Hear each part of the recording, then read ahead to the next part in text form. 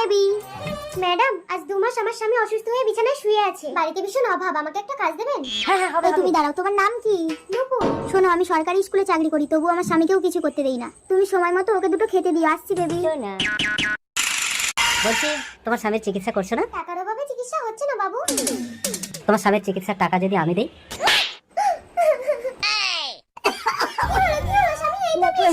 আমি বাঁচতে চাই। তুমি বাঁচবে স্বামী, যত কষ্ট হোক আমি তোমাকে বাঁচাবো।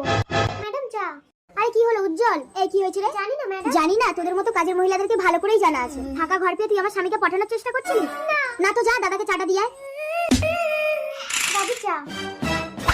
আমি ঠান্ডা চা খাবো? বাবু আমি জানি আপনি কেন এরকম করছেন। আপনাদের বাড়ি আমি আর কাজ করব না।